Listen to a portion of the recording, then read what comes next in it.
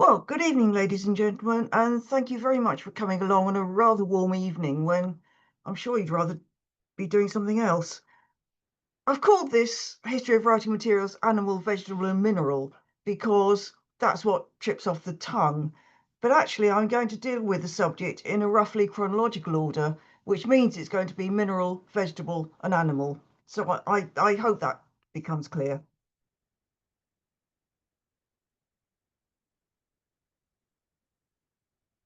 The oldest probably is stone, in that paintings of stone are certainly record the oldest human records. They can be found worldwide, and in the case of European cave paintings, they date back to anything between 10,000 and 30,000 years ago. And of course, we have no idea what their meaning was. Maybe it was religious, possibly to encourage good fortune in hunting, but that hasn't actually stopped people speculating.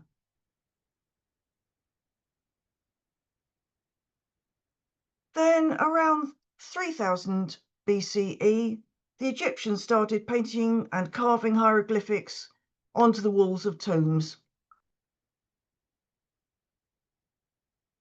The Egyptians weren't the only ones to carve stone. Various other civilizations later than that did it.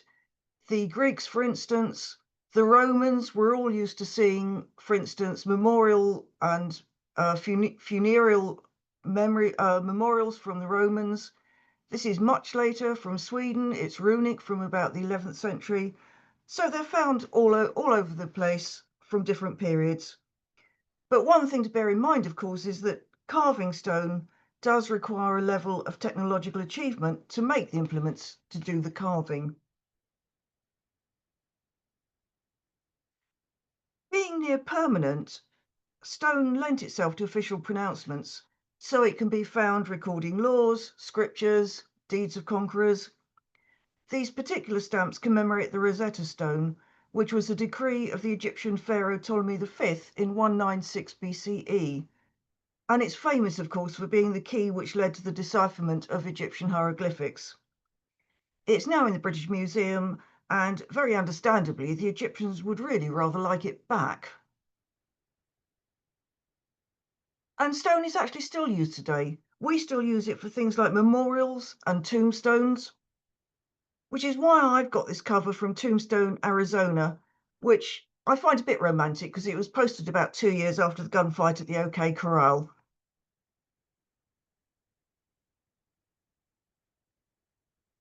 The thing about writing materials from whatever period is that the civilizations then used whatever raw materials were easily available to them. So at much the same time as the Egyptians were using stone, the Sumerians of Mesopotamia were using clay to write on. The script they used is called cuneiform, sometimes called cuneiform, and that was first developed in around 3500 BCE, and it was used by successive civilizations in Mesopotamia, what we now think of as Iran and Iraq.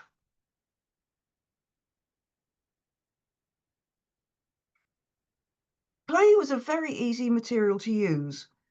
Wet clay was impressed with a reed stylus. It was then either dried in the sun or baked in a kiln, and that ensured the message couldn't be altered. This particular item was offered to me very recently. Whether it's genuine or not, I actually have no idea, but I must say I was quite pleased to get it. And you can see from there, cuneiform means wedge-shaped, and you can see the wedge-shaped letters on there.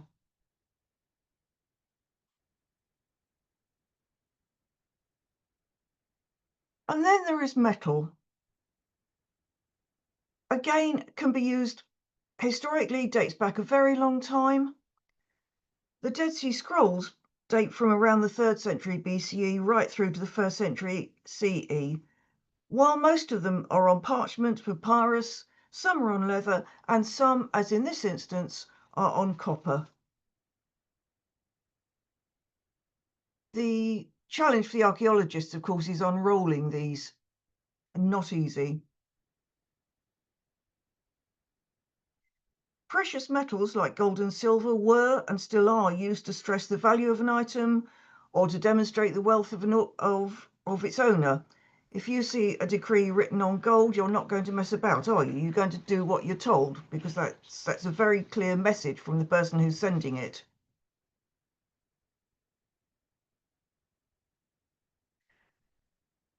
You can still find examples of correspondence on metal, if only for the tourist trade, like this example from a copper mine. It certainly did go through the post, because if you hold it up to the light, you can see the impression of a postmark. Sadly, I don't have the cover in which this was sent. You can see it's very easy to read. Greetings from Bute, to which many Cornish people came in the early days, and so on. And it's very easy. Very thin copper. It's a beautiful little item. And for those of you who know him, yes, I have waved this under Andrew's nose, and I think he'd quite like it.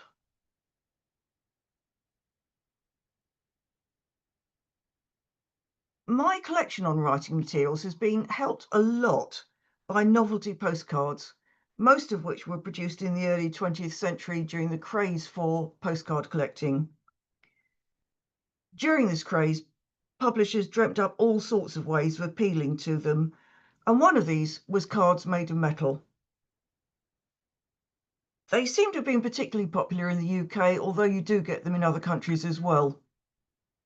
When they were first made, they had straight edges, but the British Post Office soon put a stop to that because it was cutting posties' fingers as they were being handled. And post offices in all countries ruled they had to be sent in envelopes. But as you can see, it was a rule that was cheerfully disregarded and still got through the post. So that's a look at some metals, and let's go on to vegetable materials. And we're starting with wood. It was cheap, it was easy to prepare and write on, and it's been used worldwide since at least 3000 BCE in areas where it was plentiful. Of course, because of its nature, unlike mineral, very little of it survives. And stamps printed on wood are now quite popular, and they're often used to draw attention to ecological issues, these ecological themes these days. So post office comes up with some idea for some some some novelty postcard, some novelty stamp, and they've certainly got my sale very quickly, I'm afraid. They were made into postcards, and I suppose you could call this a postcard. Um, it's very large and it's very solid. It's about 8 by 6 inches, and it's 4 millimeters thick. And I promise you, you wrap it, and you're wrapping a piece of wood. I think from the look of it, it must be homemade. And it was even successfully sent through the post, but of course at the inland letter rate for up to 4 ounces. That was solid, but most wood items are made from very thin wood or possibly wood veneer. They're very supple, and as you can see in this example of this miniature sheet, they can even be printed on. More than one of the French colonies issued miniature sheets. This one was issued in 1984, and while I've seen quite a number of them, I've never seen one used. You find examples of wooden postcards. These two look relatively genuine. Maybe they're tourist ones, I don't know. They were both sent through the post without envelopes and received the appropriate postmarking. And of course, they're both from countries with plentiful forests, from Poland and from Estonia.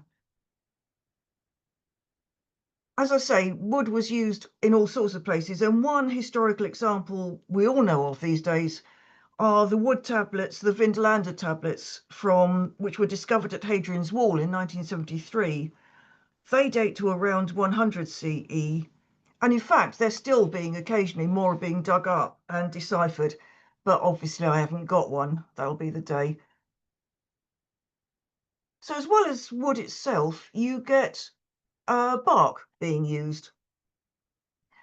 Cork oak is another popular material which stamps issuers have used. Again, it references sustainability. Cork oak is native to southwest Europe and northwest Africa, and Portugal is the world's largest cultivator. And the way it's collected is that every 9 years, the bark is stripped from the cork oak tree and about 10 centimeters thick is cut from the tree. And where the trunks are very red like this, that's where it's recently been harvested. And then as well as cork oak, you get birch bark.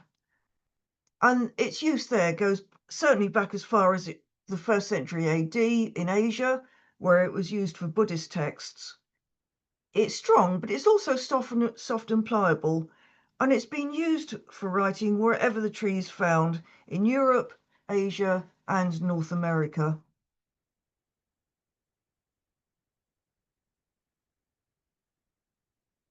Birch bark has these distinctive striations in it, marks in it, which you can see here. Um, Makes it very distinctive. You can never miss what it is. That's one side of a US unused postcard. This is again possibly genuinely made into a postcard rather than touristy. I'm not sure.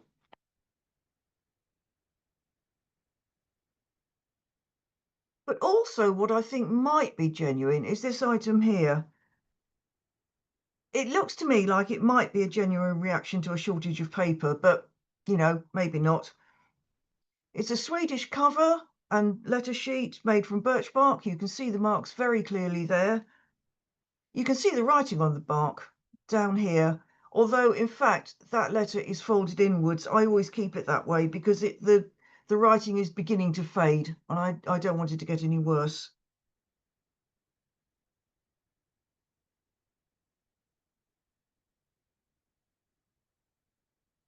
So then we go on to the stems of plants, and starting with bamboo, that's been used from the 5th century BCE, and in fact bamboo strips were the standard writing material in China until the invention of paper around 100 CE.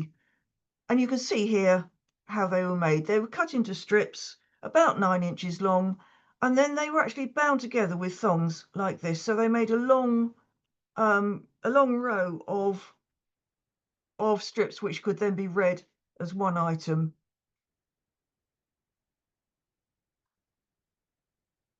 And back to the touristy things, for which I am a bit of a sucker, I have to say. Bamboo can actually be pulped and made into writing paper, as you can see here. It's beautifully smooth, it's polished and it's lovely, but I've never had the heart to actually use it. I've just kept it as a pad.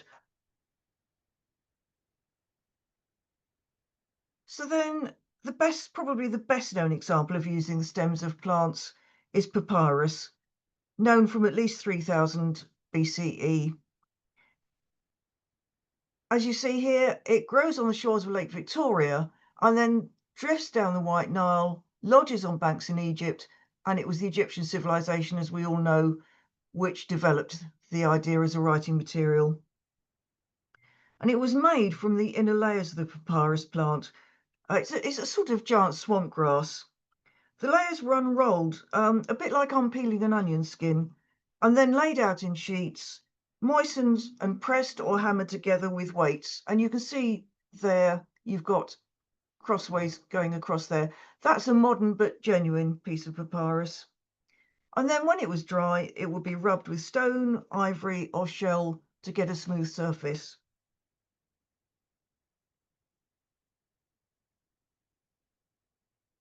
Papyrus is really the ideal material. It's smooth, it's light, and it's easy to write on. And its success meant it became a commercial product traded throughout the known world. The Egyptians traded it as a state monopoly, and later on, when the Romans ruled Egypt, they too continued control of its production and trade. And you will find it used well into the modern era. So that's the stems, and then on to leaves. Palm leaves are thought to have been used in India and Southeast Asia since the 6th century BCE. Each leaf would be cut to size, boiled, dried, and then rubbed with either a stone or a cowrie shell to create a smooth surface. And then a bit like bamboo, you had a string or something similar through each part to produce a stack of them, which you could just turn over and read leaf by leaf. So most of these illustrated here were for religious texts.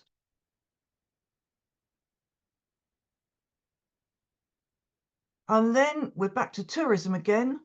In South Africa, the leaves of the silver tree were used in booklets like this one.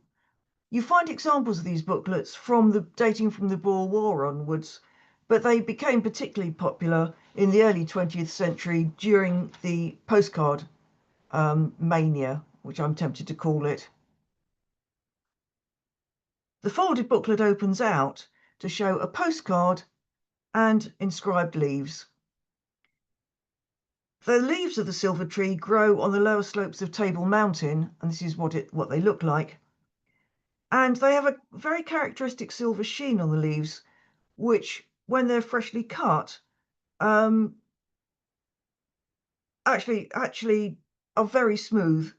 They cover the whole leaf and designed to protect the plant. And in the past, the leaves were pressed, dried. They were used by artists for painting scenes for sales of souvenirs, and they were used for these postcards. But inevitably, overuse led the plant to become endangered and is now protected in the wild.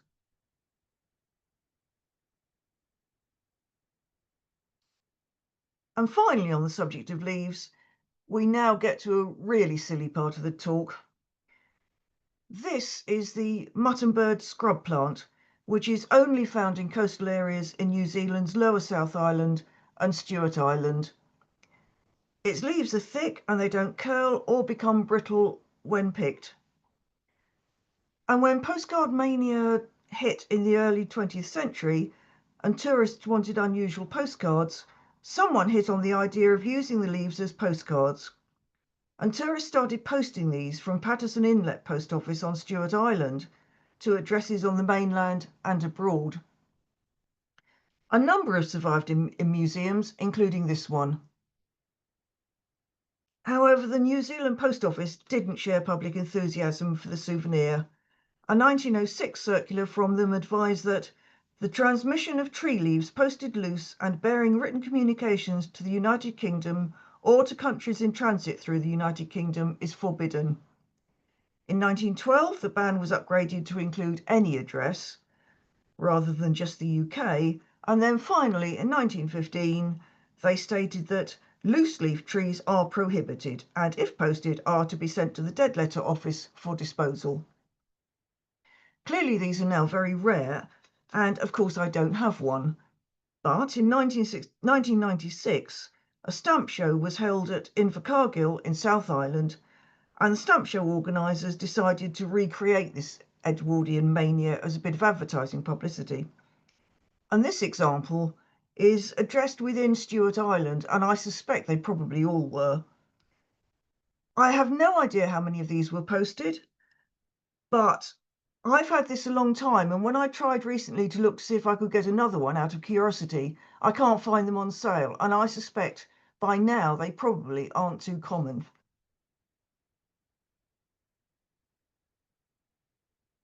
So let's get back to something a bit more practical. This is a linen drawstring bag sent through the post. Linen itself was never traditionally used as a writing material, and nor was flax, which is the material from which linen is made. This, I suspect, was sent through the post in order to contain something, I've no idea what, and they just used the sack itself as postage, rather like you sometimes see jute sacks with addresses and stamps and so on them.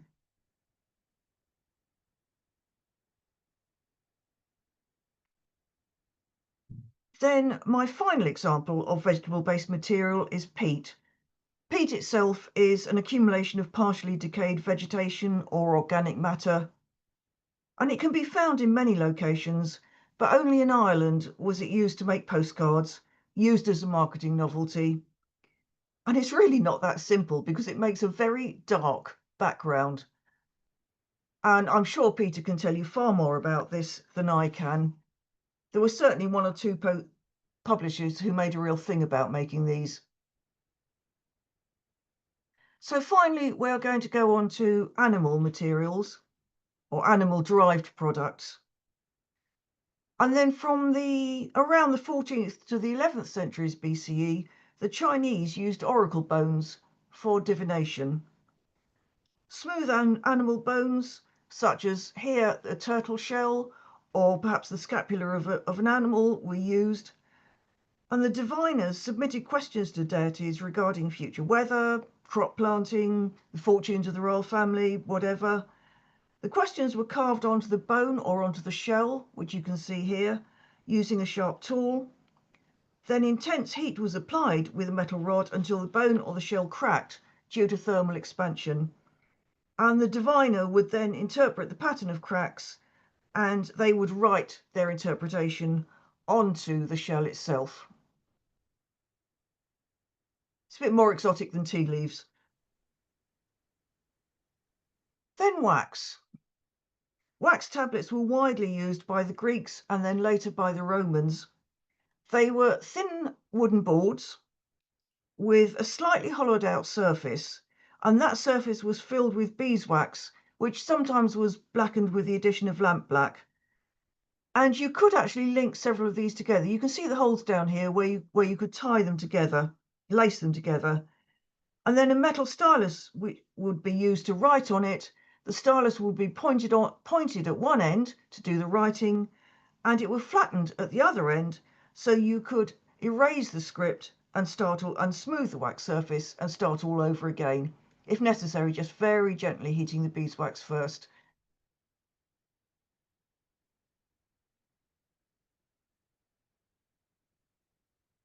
And then we have silk. Silk, as you know, is obtained from cocoons of the larvae of the mulberry silkworm, and sericulture, or silk farming, is thought to have originated in China over 5,000 years ago. Letters on silk, possibly dating from the Han Dynasty, which is around 200 BCE through to 200 CE, have been found together with paper in excavations in China. But obviously, it was a very fine material. It was soft, but it was a very expensive material and only used for important documents. Silk has always been in demand, and I was pleased to get this letter of 1770, which, as you can see, has silk samples attached to it. It's been kept folded, and the colours I don't think, have faded too much. I have no idea what the letter says. I cannot begin to translate it, and neither can Google Translate because I've tried.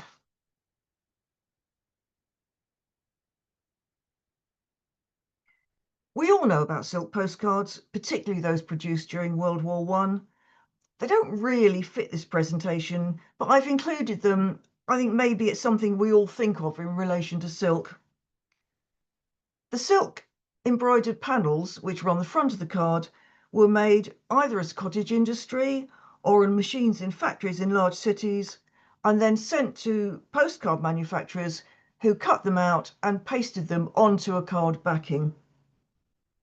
And some cards, like these two, had a flap in the front where you could slip a card behind. So you can see the card behind that one there, and that, which is not so obvious, you can just see it there, has this card behind it.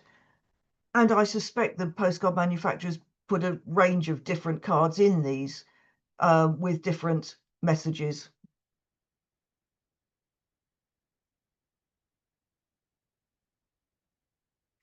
Obvious animal-derived material, of course, is leather. It's durable, it's flexible, created by the tanning of animal skin, usually cattle, and again has an ancient lineage. Leather documents from Egypt survive from around 2500 BCE, and some documents, some of the Dead Sea Scrolls, were actually written on leather.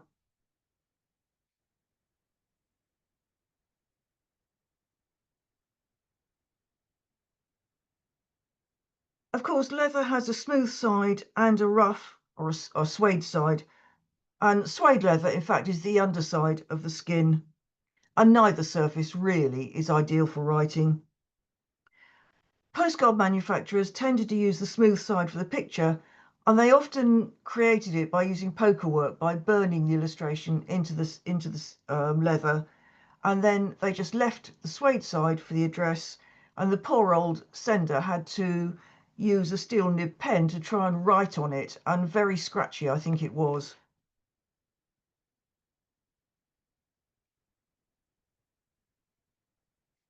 You find leather postcards in countries which had abundant populations of the animals which could be used for their skins. There are a few examples from the UK, but very few. Most of them you find come from the USA and from Canada. The US Postal Service, really didn't like them. Like so many novelty postcards, they didn't go down well.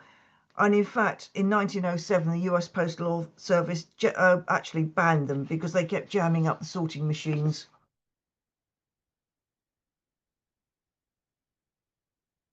What's much more effective than leather is parchment and vellum.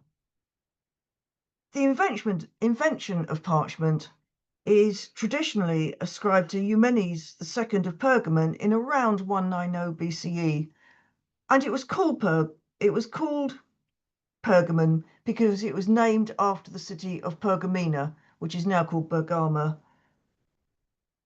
And parchment is a corruption of the word Pergamon, and that's how we get the name.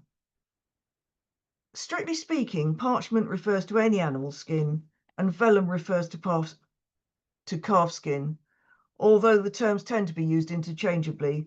But vellum always implies a higher quality product, a more refined piece of skin, and also by extension, a more expensive one.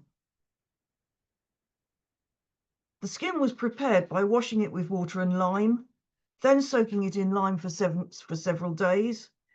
Any remaining hair after that was removed, the skin was dried and attached to a frame. And finally, it would be polished to give a smooth writing surface. And this postmark shows you some of the tools that were involved in the process. But this was always a like leather, it was an expensive writing material.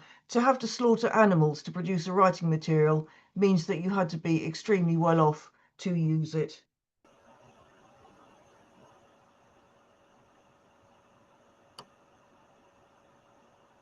Having said that, even after the invention of paper and much later the invention of printing, vellum did continue to be used.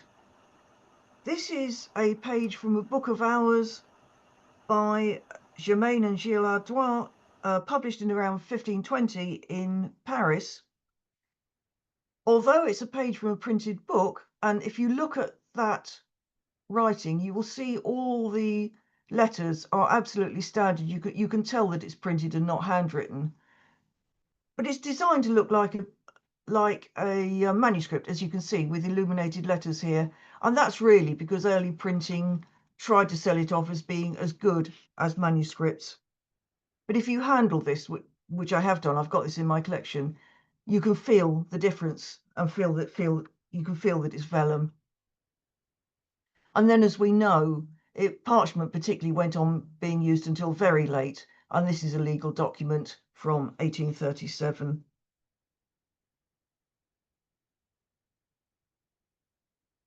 And then finally, much more recently, we've got celluloid. The popularity of postcards around the turn of the 20th century led them to be made, as I've said, in all sorts of materials to catch the postcard craze. And celluloid cards, for me, these are some of my favourites, just because they are so beautiful. Celluloid, I should say, is a plastic material made from nitrocellulose and camphor. And most celluloid cards were made in France, and most of them were hand decorated. In this case, this was hand painted. This one has got a plush material stuck onto it and ribbon stuck onto it to make the illustration.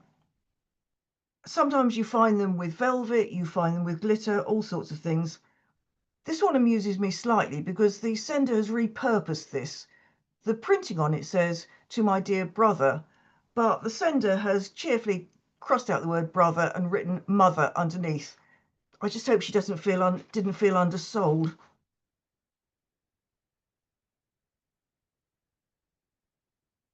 Celluloid is quite brittle, and usually these were sent in an envelope.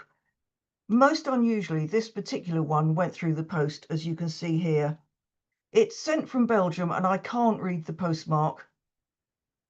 I suspect this particular one is one of a series, because this embroidery saying the word Marguerite has been stuck on afterwards, and I suspect the postmark publisher here had a whole range of these in different names and just churned them out.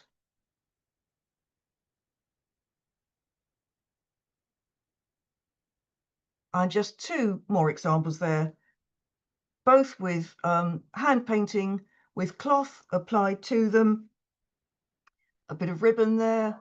And these actually are, it's not obvious, but these are actually genuine pressed leaves which have been added. And if you shake that card, the leaves still sort of shake and shimmer a bit. They're absolutely gorgeous. And all of that really has now disappeared. What we got today, we have printed books, or we have e-readers. And somehow I think some of the pleasure has gone out of it if you know what you could have handled in the past. So thank you very much. Thank you, Wendy. Okay, Scan. Yeah, thank you very much, Wendy, for that. That was quite fascinating. I like the idea of writing on leaves. That could be a very quiet winter in this country, I suppose. But yeah.